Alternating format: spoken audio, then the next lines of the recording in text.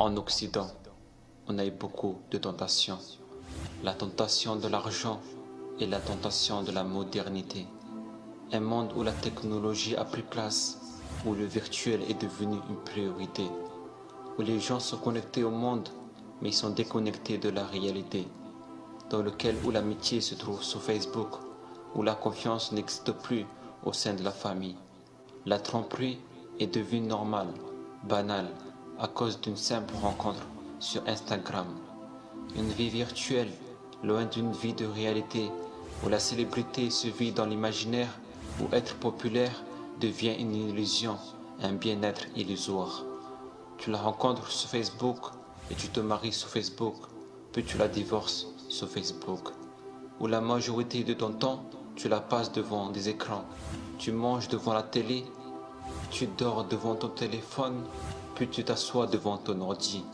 Un appel à la divertissement et à la débauche et à l'oubli de l'au-delà. L'attachement de ce bas monde n'est que matérialisme. L'amour d'ici-bas est l'aveuglement total de l'Akhira. Nous avons connu ainsi la tentation de cette société qui appelle à vivre une vie d'épanouissement, d'embellissement et de manipulation, de tromperie et d'illusion, qui font tout pour faire oublier le plus important, le but de votre vie, le but de votre création, l'adoration des Seigneurs Tout-Puissants. Ne voyez-vous donc pas que la débauche est devenue normale, ou des scènes impudiques qui passent à la télé ne vous gênent plus, ou des scènes impures détruisent nos cœurs, ou même un enfant de 10 ans les regarde sans que personne ne l'interdit?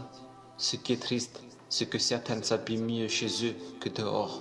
Elles croient que le bien-être se trouve dans le fait de s'habiller de manière vulgaire et d'attirer les hommes, de se montrer belles et sexy, alors qu'Allah les a interdits.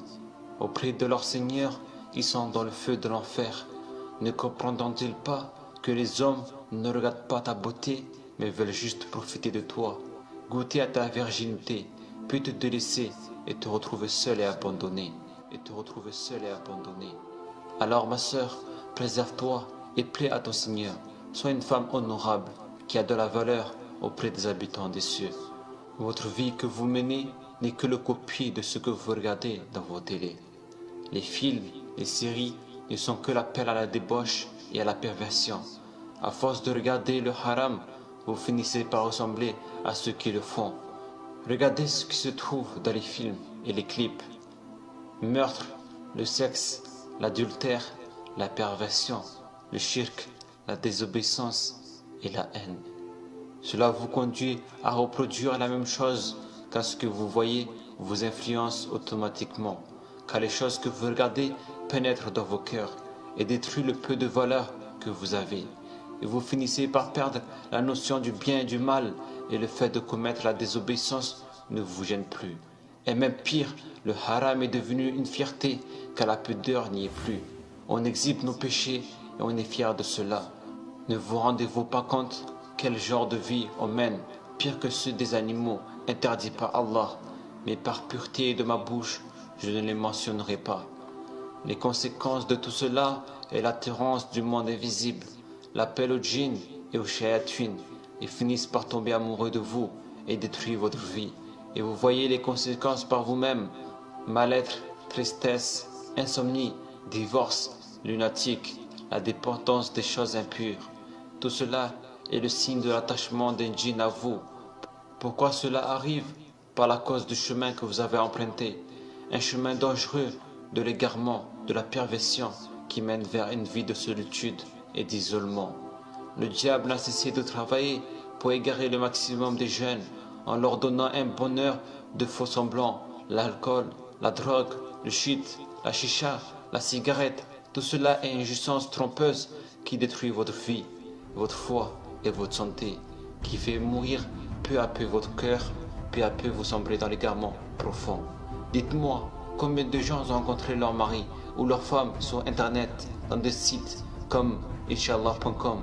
Combien de gens, dites-moi, par des moyens illicites qui conduisent vers la tromperie, la fornication, l'adultère et le mensonge?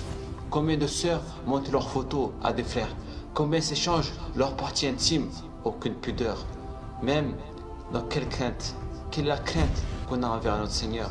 On vit dans une époque où on a de religion que l'apparence. La barbe et le hijab sont devenus accessoires de séduction, de plaisir et de tentation.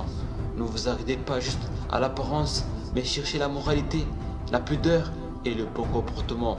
Côtoyez les gens pieux et restez ferme dans votre religion. Éloignez-vous du faux semblant, de l'illusion qui vous fait oublier le plus important, le temps de lire le Coran, de méditer sur les paroles du Tout-Puissant, d'accomplir la prière et l'aumône.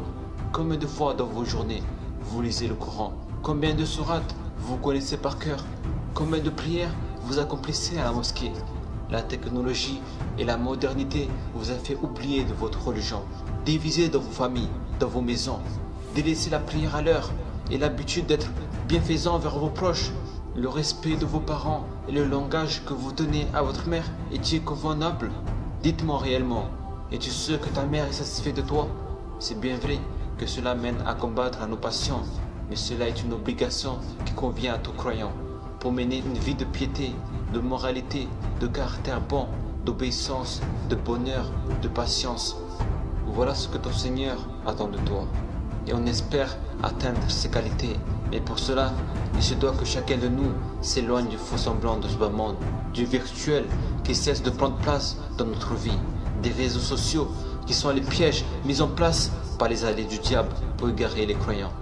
Voyez plus loin que nos intérêts, cherchons notre réussite, mais pour cela, il faut accepter la vérité, se soumettre réellement à Allah, suivre ses ordres et délaisser les chemins qui mènent vers la perte et l'égarement et l'iniquité, qui mènent vers la perte et l'égarement et l'iniquité.